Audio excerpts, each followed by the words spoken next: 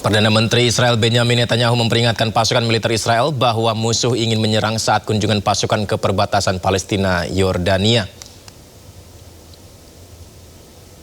Perdana Menteri Israel Benjamin Netanyahu mengunjungi posisi militer di sepanjang perbatasan Palestina Yordania. Ini dia Netanyahu yang bertemu dengan sejumlah tentara aktif dan meninjau kesiapan infrastruktur pertahanan mereka.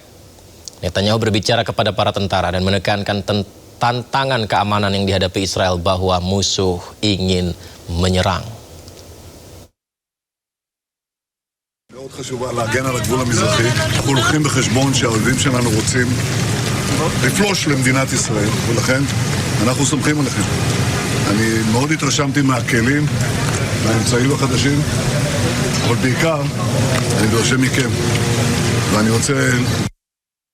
Presiden Rusia Vladimir Putin mengakhiri kunjungannya ke Cina Rabu malam. Kepulangannya diantar oleh jajaran petinggi Cina.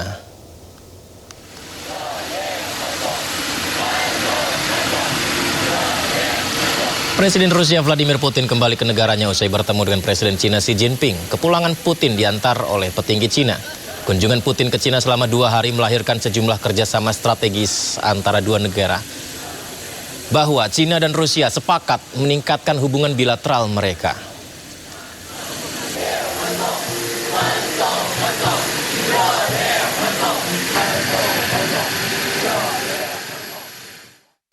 Pemirsa, kami mendapat kabar terbaru. 9 WNI aktivis Global Sumut Flotilla yang ditahan Israel telah dibebaskan. Kita lihat informasi terkininya berikut ini. Ya, kami masih mencari informasi terkait gambar terbaru, pemirsa. Ini adalah dokumentasi yang kami dapatkan sebelum informasi terbaru sekarang dibebaskan ya. Para aktivis dibebaskan dari fasilitas penahanan Ketziot hari ini. Saat ini mereka dalam proses deportasi dan pemulangan dari wilayah Israel. Dan ini juga kami terus cari tahu seperti apa perkembangan terkininya. Karena informasi yang kita dapatkan adalah gambar-gambar seperti ini yang sebelumnya terjadi. Di mana sejumlah kamera CCTV di laut memperlihatkan kapal Global Sumut Flotilla, di mana sejumlah aktivis termasuk 9 warga negara Indonesia dihadang oleh militer Zionis Israel.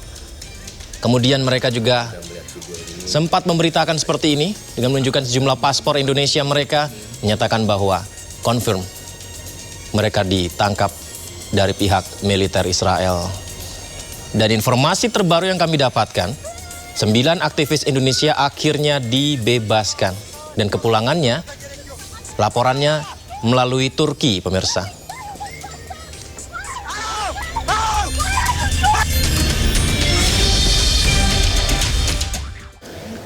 Sementara itu, Menteri Luar Negeri Sugiono sebelumnya juga sempat menyatakan bahwa peristiwa yang terjadi bukanlah penculikan, bukanlah penyanderaan, namun kasus kapal kemanusiaan yang dihadang karena Israel melarang aktivitas tersebut. Nah, Menteri Luar Negeri juga terus memonitor situasi terkini demi menjamin keamanan 9 aktivis dari Indonesia di sana. Kita simak dulu berikut ini. Dialami oleh rekan-rekan kita yang tergabung dalam Global Sumut Flotilla. Kita ketahui kemarin kapal-kapal mereka diintercept oleh militer Israel. Kemudian 5 dari yang ditangkap itu adalah WNI. Selanjutnya malam tadi situasi berkembang, yang ditangkap 7, kemudian tadi jadi 9. Itu ditangkap oleh militer Israel. Kementerian Luar Negeri kami dari kemarin sudah terus memonitor situasinya. Saya sendiri sudah menghubungi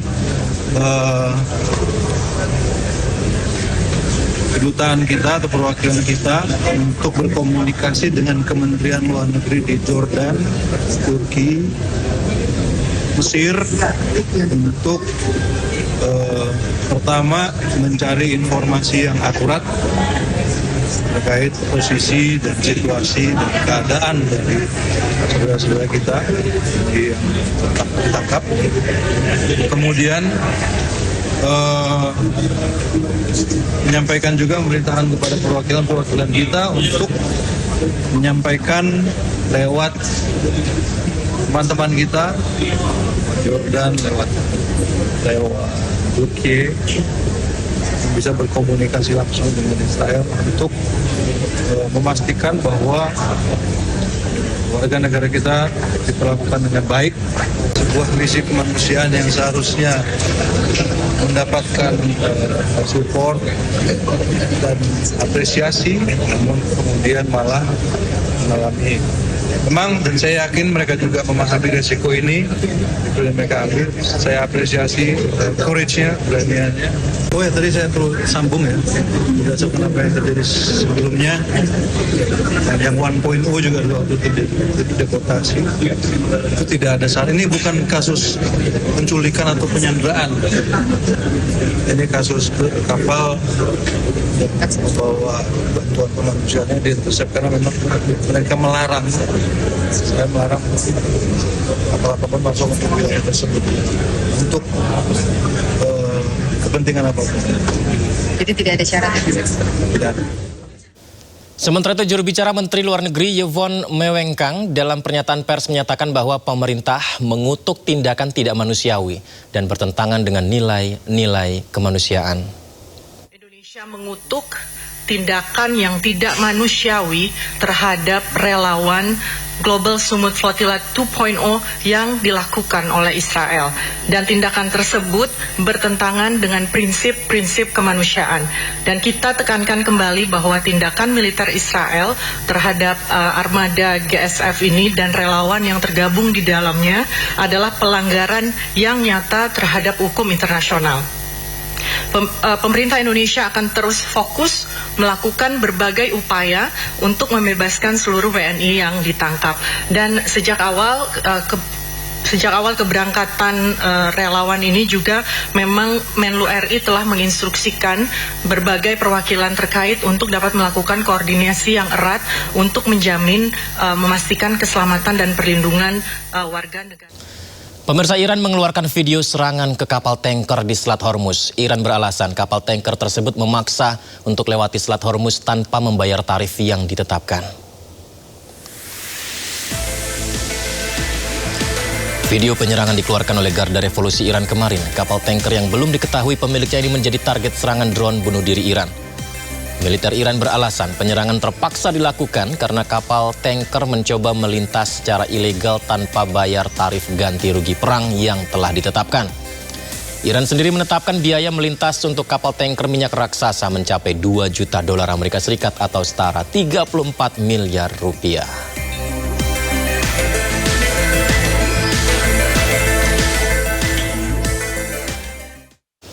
Puluhan kapal dan tanker minyak masih terdampar di Teluk Oman akibat blokade di Selat Hormuz. Sementara itu Iran terus berkoordinasi dengan Oman untuk mengembangkan mekanisme navigasi di Selat Hormuz.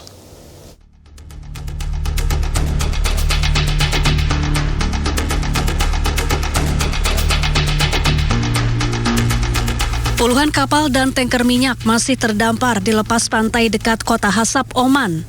Kondisi ini menyusul blokade regional dan kebuntuan negosiasi Amerika Serikat dengan Iran. Sementara itu, juru bicara Kementerian Luar Negeri Iran, Esmail Bagai, menyebut pihaknya terus berkoordinasi dengan Kesultanan Oman dan pihak-pihak terkait untuk mengembangkan mekanisme navigasi di Selat Hormuz. Iran juga sedang menyusun kerangka hukum baru yang mengatur pengelolaan Selat Hormuz. Sementara itu, Amerika Serikat telah menunda serangan militer terhadap Iran. Adapun Iran mengancam akan mengubah Teluk Oman di dekat Selat Hormuz menjadi kuburan bagi kapal-kapal Amerika jika blokade laut oleh Amerika tidak diakhiri.